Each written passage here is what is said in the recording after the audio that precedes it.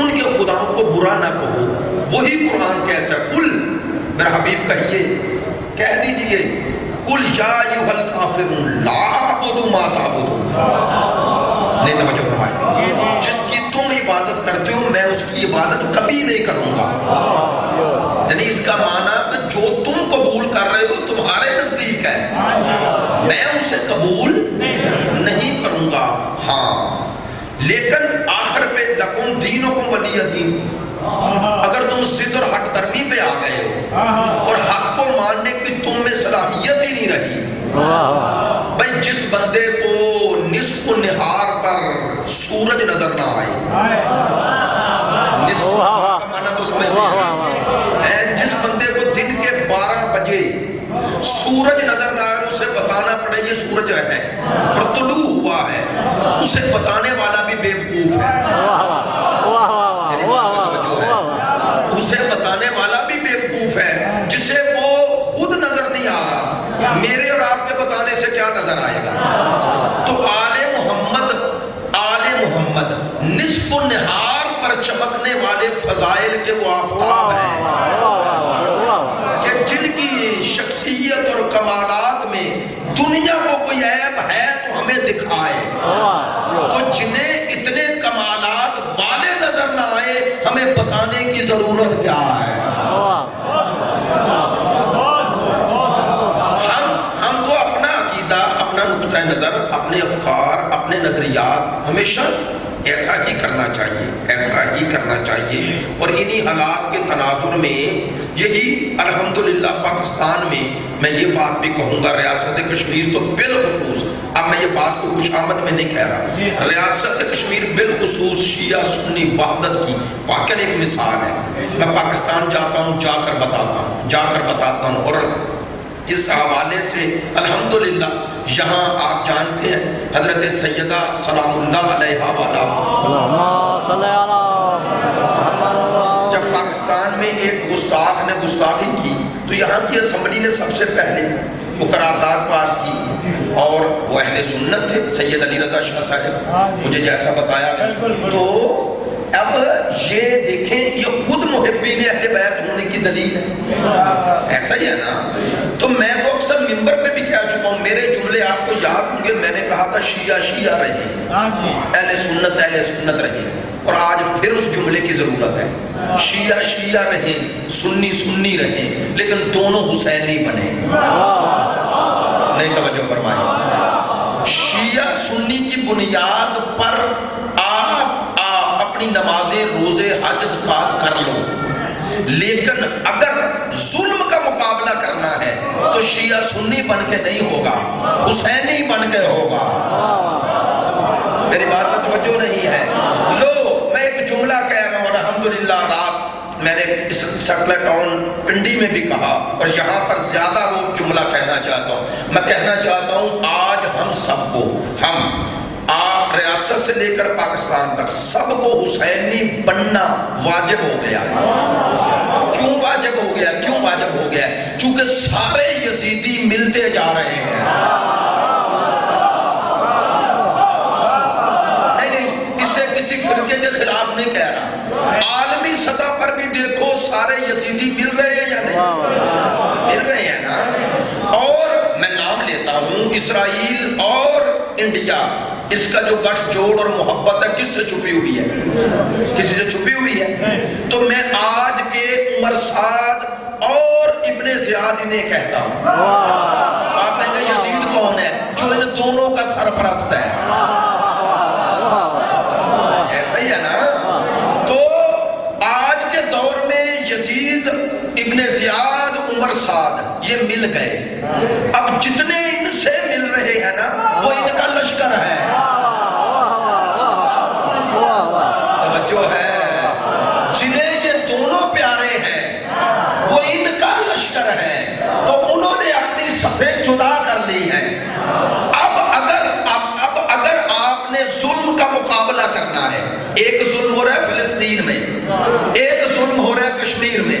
ویسے تو پورا مسلمانوں پر ظلم ہو رہا ہے نا, لیکن میں دو کا نمایاں ذکر کر رہا ہوں, ایک فلسطین میں, ایک کشمیر میں.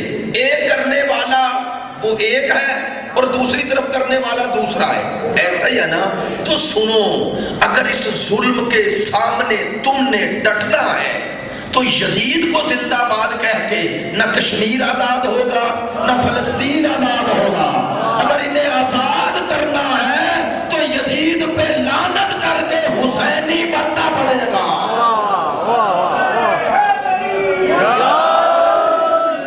میری بات میں توجہ ہے؟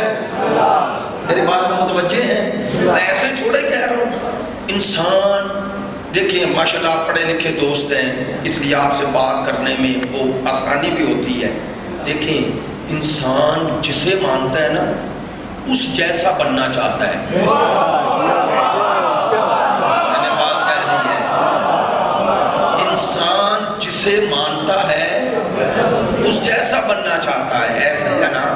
یہ ہمارے نوجوان، اگرچہ یہ اچھی عادت نہیں لیکن ہے، انسانی فطرت ہے، یہ اگر کسی کو آئیڈیل بنا لے، کسی کرکٹر کو، کسی ایکٹر کو، کسی اور شخص کو، مثلا میں نے ادھر ایک دیکھا ہے، مجلس پڑھنے گیا ایک دوست کے گھر میں، تو انہوں نے بٹھایا جہاں اس کی تصویریں لگی ہوئی ہیں اور اس کے ساتھ جتنے، تو میں نے پوچھا یہ کیا ہے؟ اس نے کہا قبلہ صاحب یہ دنیا کے جتنے باڈی بلڈرز ہیں۔ میں نے کہا، کہتا مجھے شوق ہے جم اور ان چیزوں۔ اب دیکھیں اس نے آئیڈیل بھی ویسا بنایا، تصویریں بھی ویسی لگائی۔ تو انسان جسے آئیڈیل بناتا ہے ایسا ہی بنتا ہے، ایسا ہی ہے نا؟ اب جو یزید کو آئیڈیل بنا رہے ہیں ان کا آئیڈیل یزید ہی ہے۔ اب ان سے توقع کیا رکھو گے کہ وہ اسرائیل کے ساتھ اتحاد نہ کریں؟ نہیں توجہ فرما رہے ہیں۔ اگر وہ آج کے ابن زیاد اور شمر سے نہ ملے تو تعجب کرو، میری بات نہیں پہنچی ہے۔ اگر وہ آج کے یزید اور عمر سعد ان سے نہ ملے تو تعجب کرو، ان کے ملنے پہ تعجب نہ کرو۔ نہیں، ایک دقیق سا جملہ کہہ کے آگے بڑھ رہا ہوں اور موضوع کی طرف پلٹ رہا ہوں۔ جو بات آپ تک پہنچانا چاہ رہا تھا آج کی پہلی مجلس میں، پیغام کے طور پر وہ یہی مجلس، یہی بات ہے۔ عزیزو، آج لوگ بڑے پریشان ہیں، بعض درد دل رکھنے والا شیعہ ہو، سنی ہو، اہل حدیث ہو، جو درد دل رکھتا ہے، تعصب مذہبی نہیں رکھتا، وہ بڑے پریشان ہیں۔ کہتے ہیں ہم سب کا دشمن اسرائیل۔ بھئی 50 لاکھ سے زیادہ فلسطینیوں کو گھر سے بے گھر کر دیا، ایسے ہی ہے نا؟ اور وہ بیچارے آج خیموں میں زندگی بسر کر رہے ہیں۔ اب میں معذرت چاہتا ہوں، یہ جملے ممبر پہ کہنا بھی نہیں چاہتا، ہمارے وجود کا حصہ ہیں سارے مسلمان، لیکن جو ہمارے کشمیر کے بھائی اپنا گھر چھوڑ کے آئے ہیں، ذرا کبھی پوچھیں، یہ جب عید آتی ہے، جب کوئی تہوار آتے ہیں تو کیا ہوتا ہے؟ ایسا ہی ہے نا؟ جو ان پہ گزرتی ہے انہیں معلوم ہے، ایسا ہی ہے نا؟ تو انسان کے لیے مشکل ہے نا، گھر کو چھوڑنا مشکل ہے۔ بلکہ ایک آپ کو تاکہ بات میں وزن بھی ہو جائے، کہتے ہیں سرکار دو عالم جیسی ہستی جب مکہ سے ہجرت کر کے مدینہ آ گئے، تو کہتے ہیں جب کوئی مکے سے مسلمان ہو کے مدینے آ کے آباد ہو جاتا تھا نا، تو سرکار اسے بلاتے تھے اور پوچھتے تھے کہ فلاں جگہ میں نے ایک درخت لگایا تھا۔ یعنی یہ اتنی، جہاں انسان پیدا ہوتا ہے رہتا ہے، وہ چیز اتنی پیاری ہوتی ہے۔ حالانکہ آپ کو پتا ہے کہ اللہ نے یہ فرمایا تھا، اے میرا حبیب تجھے مکہ پیارا ہے لیکن تجھے وہاں لے جا رہا ہوں جو مجھے پیارا ہے، ایسا ہی ہے نا؟ تو مدینہ اور مکہ دونوں کی عظمت، لیکن سرکار اپنی اس پیدائش کی جگہ کو نہیں بھولتے۔ تو آج 80 لاکھ سے زیادہ، 50 لاکھ تو قطعی طور پر گھر سے بے گھر ہیں فلسطینی، کچھ لبنان میں، کچھ اردن میں، کچھ شام میں، کچھ مصر میں، یہ گھروں سے بے گھر، اور جو وہاں ہیں ان کی بھی کوئی زندگی نہیں۔ ہم ملے ہیں، باقاعدہ میں ملا ہوں، ایران میں ملا ہوں فلسطینیوں سے، کوئی ان کا کاروبار نہیں ہے، کوئی ان کی زندگی نہیں ہے۔ جب چاہیں ان کے گھروں میں یہودی چھاپے مارتے ہیں، اٹھا کے ان کے بچوں کو لے جاتے ہیں، ان کی عورتوں کی تحقیر، توہین، تذلیل، اور یہی سیم کشمیر میں ہو رہا ہے، ایسا ہی ہے۔ تو یہ دونوں جگہ ظلم ہو رہا ہے۔ آج اسرائیل کو قبول کیے جا رہے ہیں، ملک قبول کیے، اور درد دل رکھنے والے جو مسلمان ہیں، جن کے دلوں میں انسانی درد ہے، وہ پریشان ہی ہے، دکھی بھی ہے۔ تو میں ایک جملہ کہتا ہوں، آپ اگر دیکھیں یہ جو قبول کر رہے ہیں اسرائیل کو اس کے پیچھے نفسیات ہے. وہ نفسیات کیا ہے؟ وہ نفسیات یہ ہے کہ ان کا آئیڈیل کبھی بھی حسین نہیں بنا. نہیں میری بات پہنچی؟ ان کا آئیڈیل کبھی حسین بنے ہی نہیں، چونکہ اگر حسین وہاں کی عوام اور حکمرانوں کا آئیڈیل ہوتے انہیں صحیح حسین شناسی ہوتی. میں شیعہ سنی کی بات نہیں کر رہا، میں حسین شناسی کی بات کر رہا ہوں. حسین شناس بنتے تو کبھی ظلم کو قبول نہ کرتے، لیکن یہ کر رہی ہیں. لیکن پھر بھی انہیں کوئی شرم و حیا نہیں. کیوں شرم و حیا نہیں؟ اس کے پیچھے انسان بات جو ماشاءاللہ پڑھے لکھے دوست ہیں سمجھیں گے، جب تک انسان نظریاتی اور فکری اور نظریاتی طور پر کسی چیز کا قائل نہ ہو جائے اس وقت تک اسے قبول نہیں کرتا. یہ سب نظریاتی طور پہ قائل ہو گئے ہیں. قائل ہو گئے کس کے؟ ظلم کے. کیوں؟ یہ تاریخ میں پڑھتے ہیں کہ یزید کے سامنے جھکنے والے کون کون تھے اور اسے توجیہ پیش کرتے ہیں. نہیں آپ نے وہ جملہ اب چونکہ سوشل میڈیا عام ہو گیا سنا ہوگا نا، مولانا مودودی ایسے لوگ بھی تھے. سے کسی نے پوچھا کہ یزید کی بیعت تمام باقیوں نے کر لی تو حسین نے کیوں نہ کی؟ انہوں نے کہا پھر حسین کو پہچانا ہی نہیں. سوال کو بدلو کہ جب حسین نے نہیں کی تو باقیوں نے کیوں کی؟ نہیں میری بات پہنچی؟ 5 دنوں میں نے یہی بتانا ہے کہ آل محمد کا امت میں مقام کیا ہے. یہ میرا موضوع ہے کہ امت میں آل محمد کا، اہل بیت رسول کا، قرآن اور سنت کی نظر میں، تاریخ چھوڑ دوں گا، حدیث کی نظر میں، قرآن اور حدیث کی نظر میں اہل بیت رسول کا امت میں مقام کیا ہے. یہ ہے عنوان گفتگو. کیوں یہ موضوع رکھا؟ تاکہ ہمیں پتا چلے کہ آل محمد کے بغیر مسلمان رہنا ممکن ہی نہیں ہے. میں توجہ نہیں کر پا، میں یہ نہیں کہہ رہا فلاں فرقہ بن کر مسلمان رہنا، نہ. میں کہتا ہوں اگر حقیقی مسلمان رہنا ہے، یہ جملہ بدل دوں، اگر سرکار سے شفاعت کا حق پانا ہے تو وہ اس وقت تک ممکن ہی نہیں جب تک دل میں رسول کے ساتھ ساتھ آل رسول کی محبت نہ آ جائے. یہ تو صرف دعوے ہیں، دعوے. ان کی دلیل دینی ہے، ان کی دلیل دینی ہے. اہل بیت کی عظمت، اہل بیت کا مقام قرآن اور سنت کی نظر میں کیا ہے. اب سنت سے میری مراد حدیث رسول. اب ظاہر ہے ہم جس معاشرے میں رہتے ہیں اکثریت ہمارے برادران کی کوشش کریں گے کہ انہی کی کتابوں سے حوالہ دیا جائے تاکہ ان کے لیے قابل اطمینان ہو اور وہ روایات انشاءاللہ بیان کرو اور ان کو کچھ نہ کچھ کسی نہ کسی حوالے سے کھولوں آپ کے سامنے تاکہ آپ کو عظمت اہل بیت کا کچھ نہ کچھ احساس و ادراک جو ہے تو دوسروں تک بھی پہنچے. میری بات پہ توجہ ہے؟ لیکن جو جملہ کہنا چاہ رہا ہوں اور جلدی میں کہنا چاہ رہا ہوں تاکہ آپ تک بات پہنچے. عزیزو، یہ اسرائیل کے ساتھ تعلقات انہیں ہی برے نہیں لگ رہے، انہیں جنہوں نے کبھی حسین کو امام نہیں مانا. ایسا ہی ہے.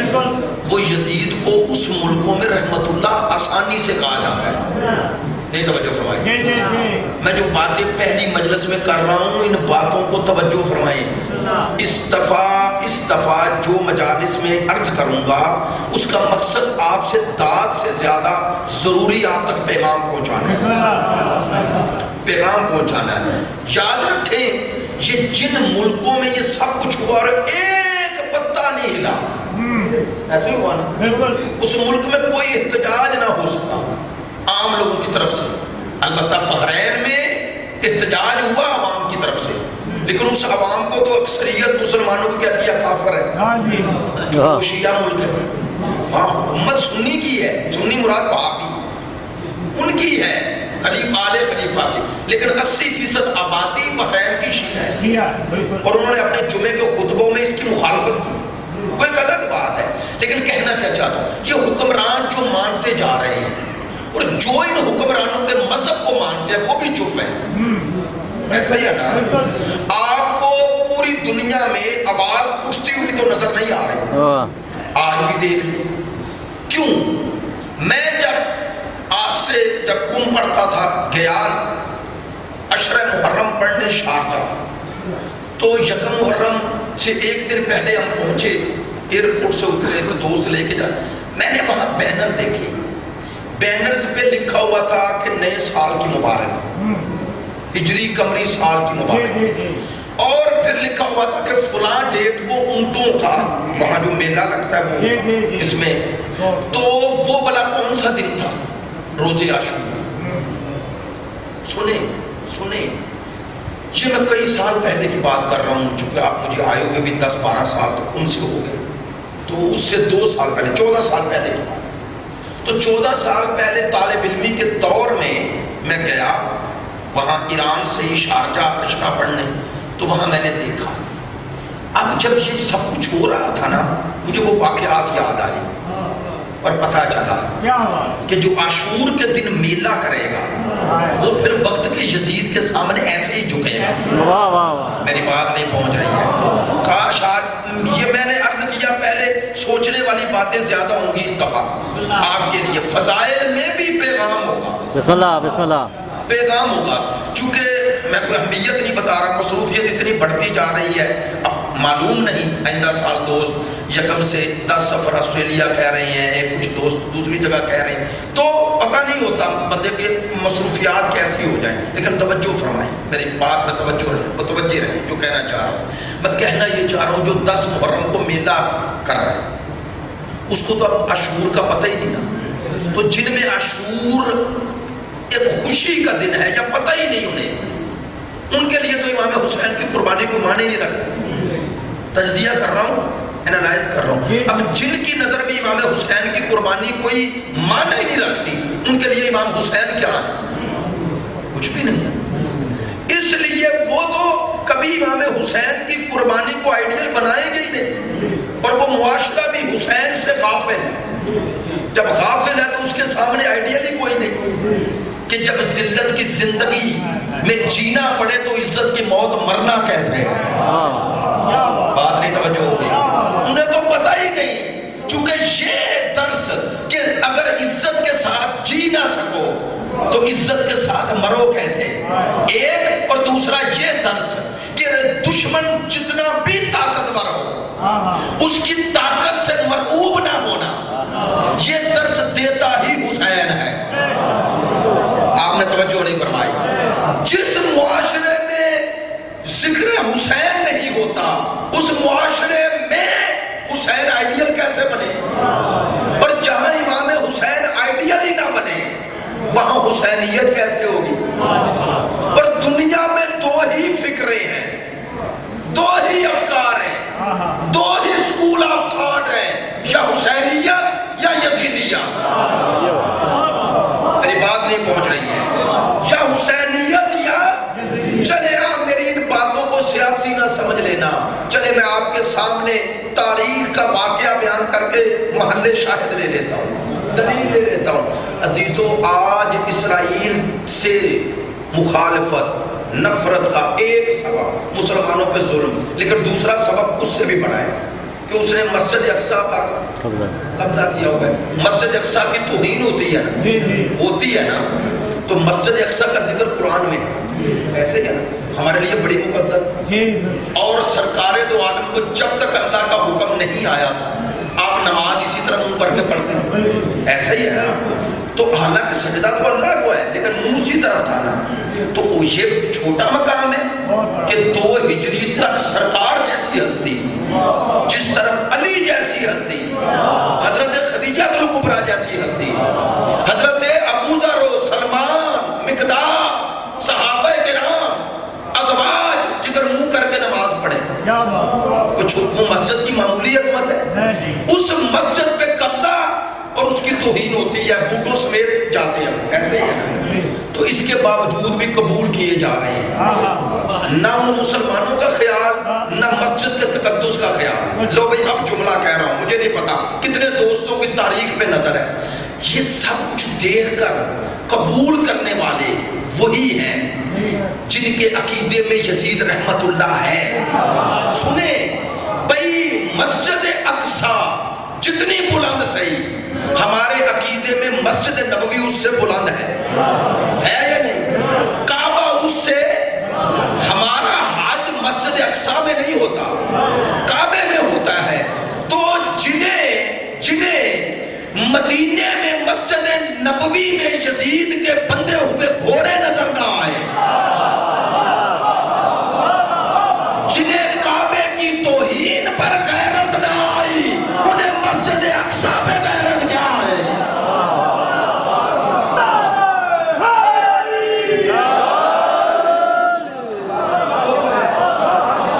دیکھیں میں فرقہ وارانہ بات نہیں کر رہا، میں اسلام کی بات کر رہا ہوں. میں تشیع نہیں، میں اسلام کا نقطہ نظر پیش کر رہا ہوں. ہاں خدا کی قسم ان کے انسان کے افکار و نظریات پر، افکار و نظریات کے انسان کے جسم، وجود، عمل پر اثرات ہوتے ہیں، اثرات ہوتے ہیں. اگر عقیدے کا عمل پہ اثر ہی نہ ہوتا تو کلمہ پڑھنے کی اور خدا کو ایک ماننے کی ضرورت کیا تھی؟ نہیں، ایک بندہ نماز پڑھے اور پڑھ کے باہر نکلے اور آپ سے کہے کہ میں اللہ کو ایک نہیں مانتا، سرکار کو خاتم النبی نہیں مانتا، لیکن آپ کی نماز مجھے پسند ہے، فائدہ ہے؟ بس پتا چلا عمل کا فائدہ تب ہے جب پہلے فکر درست ہو. نہیں توجہ فرمائی؟ اسی فکر کی درستگی کا نام عقیدہ ہے. نہیں توجہ فرما رہے؟ اب سنیں، آل محمد کی محبت کا تعلق عمل سے نہیں عقیدے سے ہے.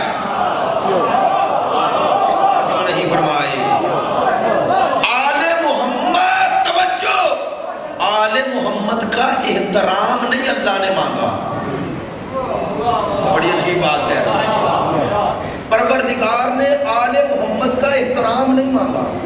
احترام تو باپ کا بھی کرتے ہو، استاد کا بھی کرتے ہو. نہیں توجہ فرما رہے؟ وہ احترام تو سب کا کرنا چاہیے، ابھی میں نے عرض کیا کرنا چاہیے یا نہیں. اللہ نے آل محمد کا احترام نہیں مانگا، محبت مانگی، اور صرف محبت نہیں مانگی، اطاعت مانگی. نہیں توجہ فرمائی؟ نہیں، جملہ کہوں گا، معذرت چاہتا ہوں، غلط معنی نہیں لینا. ہمارے عقیدے میں صحابہ کرام کا احترام ہے، لیکن آل محمد کا احترام نہیں، اطاعت ہے. میری بات نہیں پہنچی ہے؟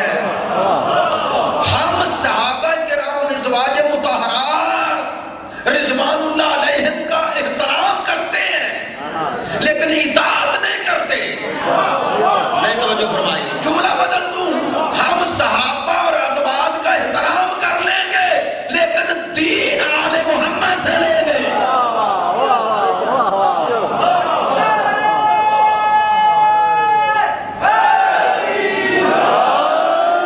توجہ ہے؟ ہمارے دین کا تشریح، دین جملہ ذرا ٹیکنیکل ہے، ہم دین کی وہی تشریح، وہی تبیین، وہی تفسیر قبول کرتے ہیں جو مصطفیٰ کے بعد آل مصطفیٰ کریں. ماشاءاللہ پڑھے لکھے دوستوں تک بات پہنچ گئی.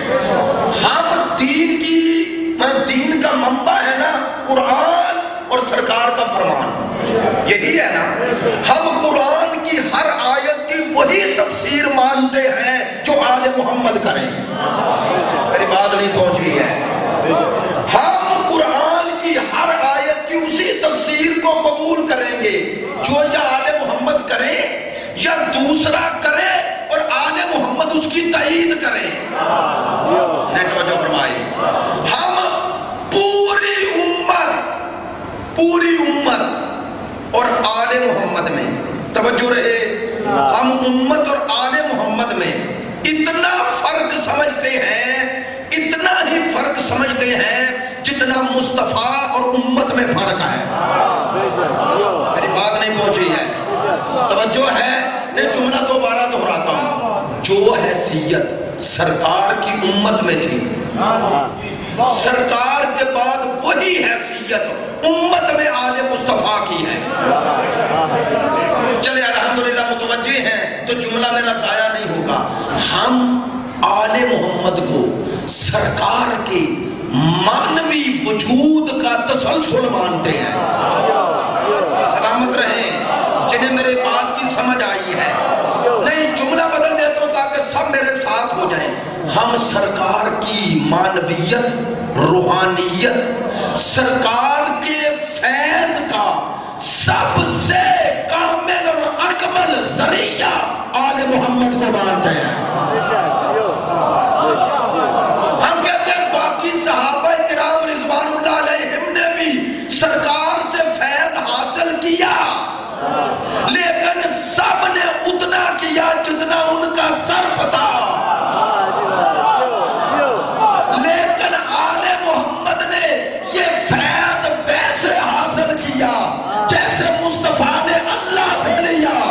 کیوں؟ چونکہ آل محمد کا صرف مصطفیٰ جیسا ہے. اگر ان کا صرف مصطفیٰ جیسا نہ ہوتا تو مصطفیٰ کبھی نہ کہتے حسین مجھ سے ہے، میں حسین تھا.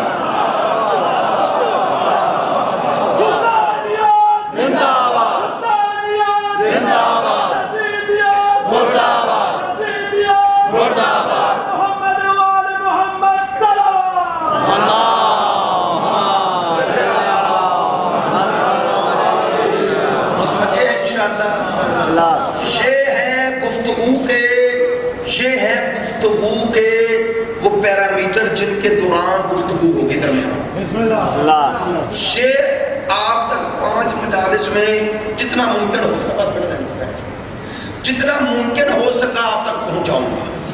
چونکہ موضوع بہت وسیع ہے اپنے تناظر، لیکن یہ آپ تک بات پہنچانی ہے کہ آل محمد خدا کی نگاہ میں اور مصطفیٰ کی نگاہ میں کیا ہے. توجہ ہے کیا ہے یہ سمجھانا، یہ بتانا ہے، آپ تک پہنچانی ہے بات. کیوں؟ چونکہ آل محمد کے مقام کو نہ سمجھنے کا سبب ہے کہ کچھ لوگوں کو آل محمد کی توہین پر بھی حساسیت نہیں آتی. کیوں نہیں آتی؟ چونکہ انہیں پتہ ہی نہیں، انہیں بتایا ہی نہیں کہ آل محمد کیا ہے. نہیں توجہ فرمائیں کیا ہے. انشاءاللہ ہم کوشش کریں گے قرآن، حدیث اور علماء اہل سنت کی تائید، اکابرین اہل سنت، چھوٹی شخصیات ہیں، اور بتائیں گے کہ اہل سنت میں ایک بہت بڑا طبقہ ہے جنہیں محبت اہل بیت کے جرم میں شیعہ کہا گیا. نہیں توجہ کہا گیا، تاریخ میں چھوٹی شخصیات نہیں کہا گیا. لو آج کی مجلس کا آخری جملہ، لیکن جن کو شیعہ کہا گیا سبب کیا تھا؟ ذکر اہل بیت. آج کے دور میں بھی یہ کہا جا رہا ہے یا نہیں؟ مثلا مولانا طارق جمیل ہے، ڈاکٹر طاہر القادری ہے، انجینئر محمد علی ہے، اسحاق مدنی ہے، ایسے ہے یار. انہوں نے کوئی اپنا عقیدہ چھوڑا ہے؟ ہاتھ باندھ کے نماز پڑھا، مدرسے بھی ان کے قائم ہیں، ایسے ہے نا.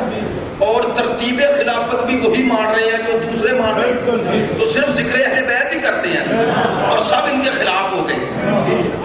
اس کے باوجود بھی کہتے ہیں ہم اہل بیت کو مانتے ہیں.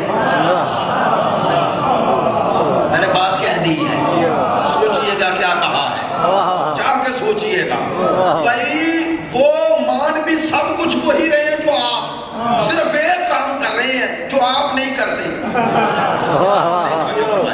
یعنی آپ سے مراد وہ لوگ جو ان پہ اعتراض کر رہے ہیں، ان سے کہہ رہا ہوں جو یہ کام نہیں کرتے وہ انہیں شیعہ صرف اس بنیاد پہ کہہ رہے ہیں. چاہے مولانا طارق جمیل سے پوچھ لیں کہ آپ 12 اماموں کو شیعوں کی طرح مانتے ہو، کہیں گے نہیں.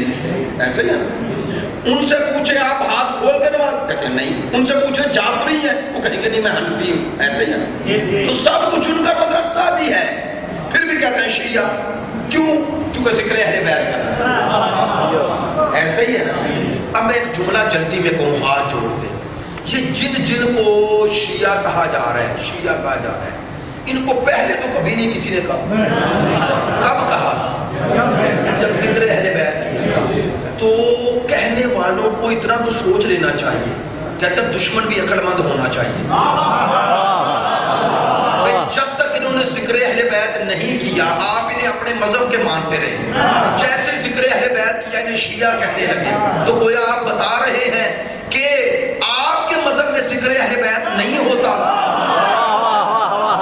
آپ نہیں پہنچی ہے جو ہے.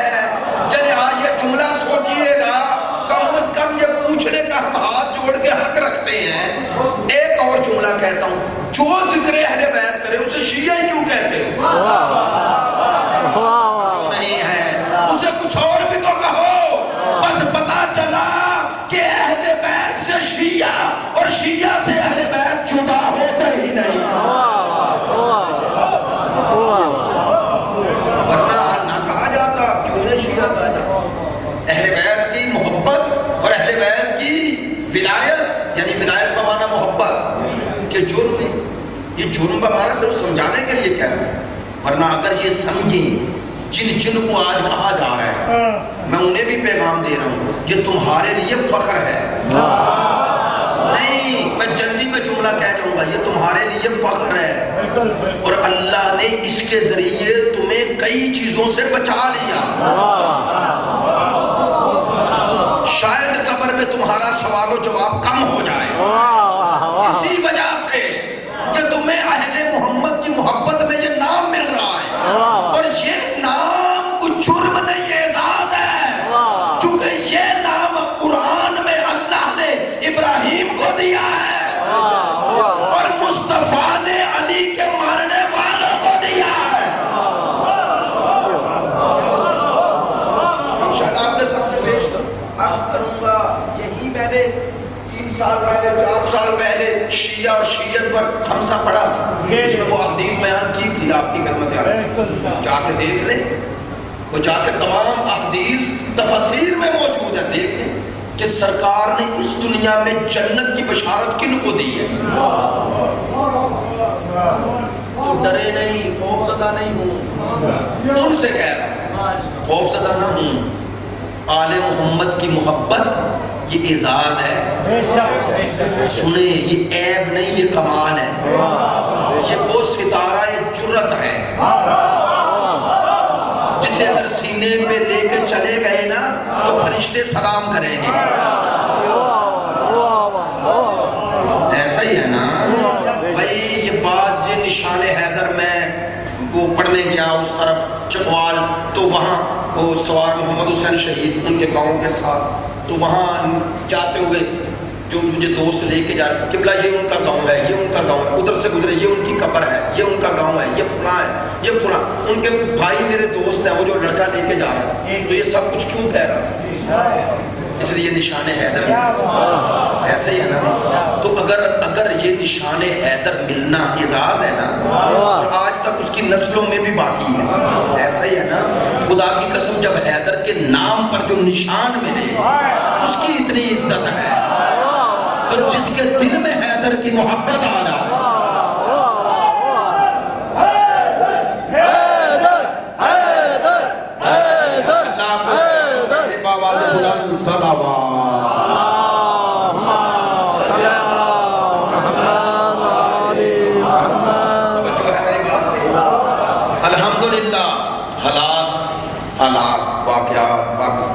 میں آپ کو جو عرض کر رہا ہوں ایسے نہیں ہیں جیسے بتائے جا رہے ہیں, بڑے پر امید ہیں, اور الحمدللہ حالات اپنی طرف پلٹ رہے ہیں. مکروا مکر اللہ واللہ خیر الماکرین. یہ دشمنان اہل بیت چالیں چلتے ہیں, یہ سمجھتے ہیں ہم بے وارث ہیں. ہمارا وارث پردے میں ہے. نہ ہوتا تو کربلا میں ہی ختم ہو جاتے. نہیں, ہم تو سینکڑوں میں بھی نہیں تھے.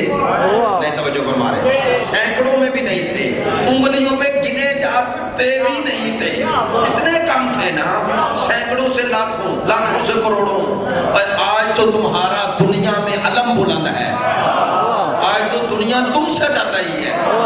آل محمد کے مکتب کے ماننے والوں سے ڈر ہے.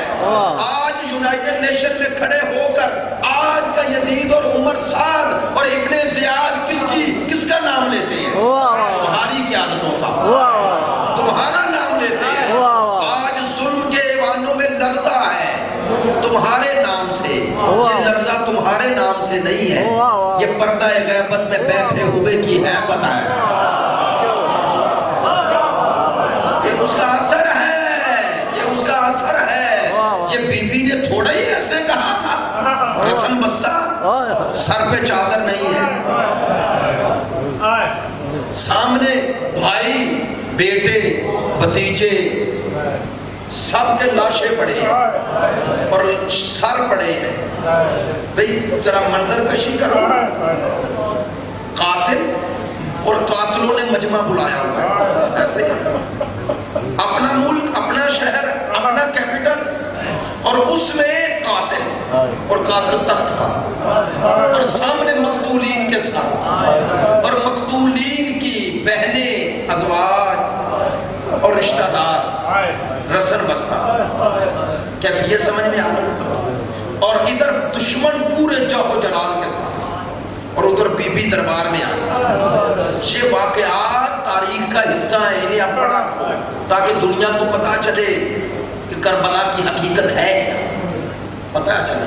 بی بی آتی ہے اور اللہ جانے جناب سیدہ زینب کس انداز میں داخل ہوئی کہ یزید جیسے ملعون نے پوچھا ماہی المتکبرہ، یہ متکبرہ بی بی کون ہے؟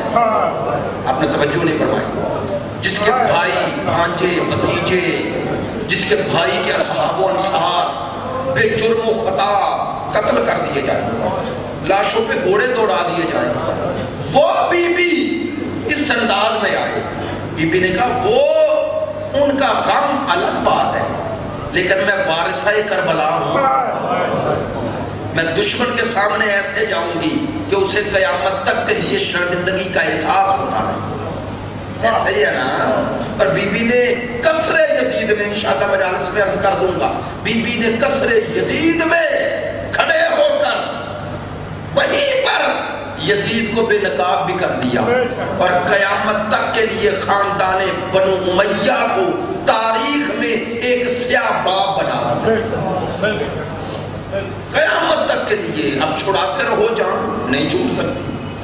میرا حسین وہ عظیم امام ہے جس نے خدائی اہتمام کیا، دنیا نہ سمجھی کہ انسان لڑنے جاتا ہے تو اپنی عزت آبرو گھر میں رکھتا ہے، امام سے بڑا غیرت مند ہے، لیکن امام لے کے جا رہے ہیں، جانتے تھے کہ میں لڑنے اس معنی میں نہیں جا رہا، میں نے جہاد کرنا ہے، اور یہ جہاد کا ہے تسلسل، اور اس کا پیچھا کرنا ہے طاغوت کا اس کے گھر تک۔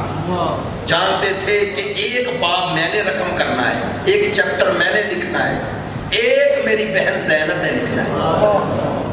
ہاں، اسی لیے مصائب میں دونوں ہستیوں کا ذکر ہوتا ہے، حسین اور زینب۔ اور کیا خوبصورت نام، دو بی بی کے عنوان کتنے خوبصورت، ایک ثانی زہرا، دوسرا شریکۃ الحسین،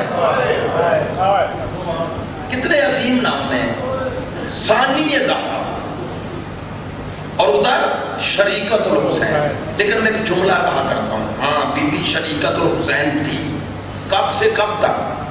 جب 28 رجب کو حسین چلے شریکۃ الحسین ساتھ چلی، 5 ماہ میرے امام مکے میں رہے شریکۃ الحسین تھی، جب امام 2 محرم کو کربلا آئے شریکۃ الحسین، عاشور کا دن آیا شریکۃ الحسین تھی، حسین اکبر بھیجتے، بی بی تیار کر کے بھیجتی، حسین لے کے آتے، بی بی نوحہ پڑھتی، شریکۃ الحسین ہے نا، کہوں جملہ، اکبر کو بھیجا شریکۃ الحسین بن کر، قاسم کو بھیجا شریکۃ الحسین بن کر، عباس کو بھیجا شریکۃ الحسین بن کر، لیکن جب حسین کا سر کٹ کے نیک نیزہ پہ آیا تو اب شریکۃ الحسین نے خود حسین بن گئے۔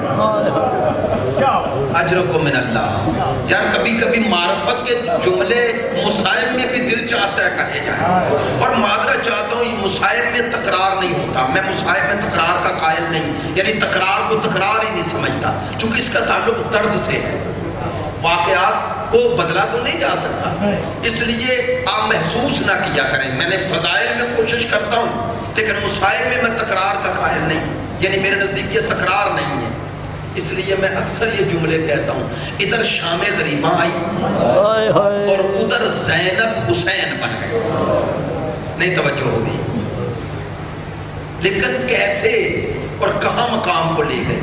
کربلا میں 2 نمازیں ہوئی ہیں.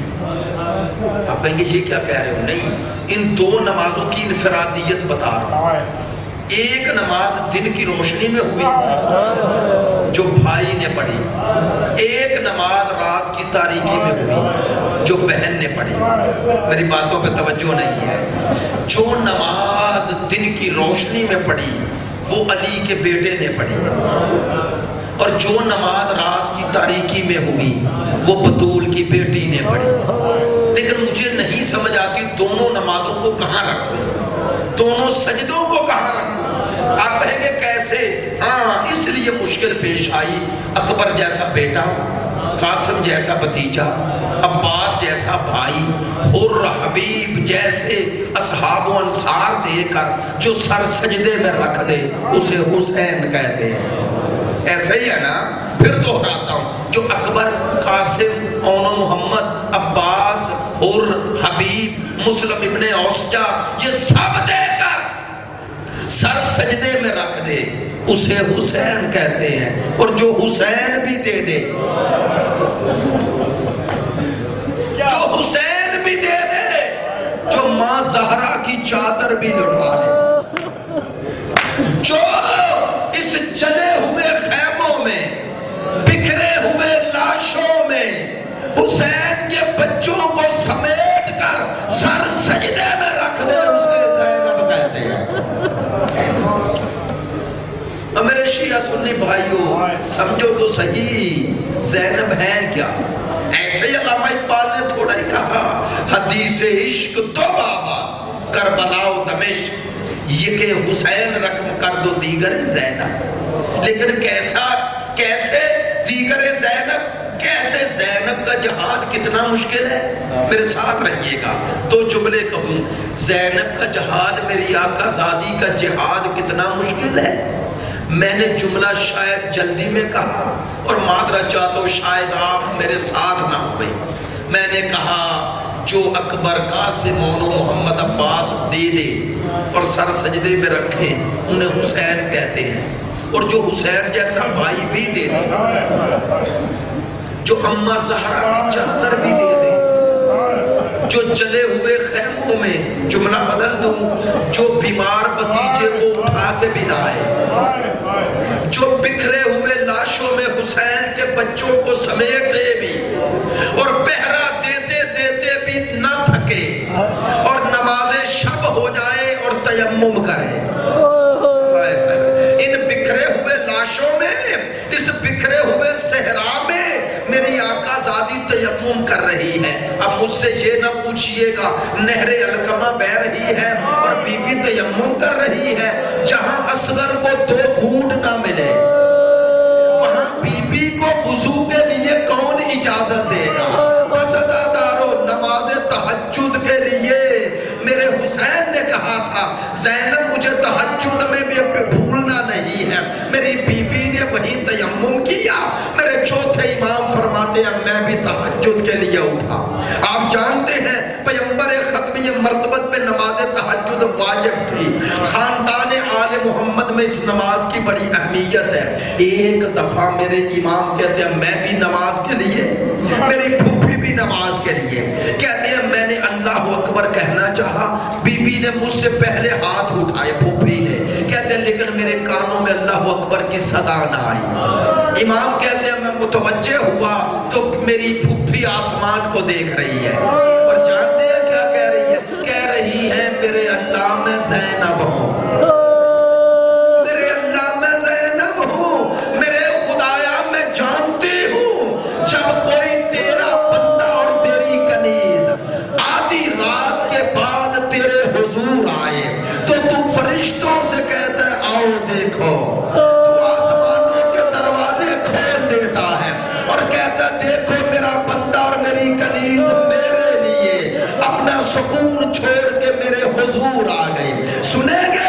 میری آقا زادی نے کیا کہا؟ ایک دفعہ روتے روتے کہا میرے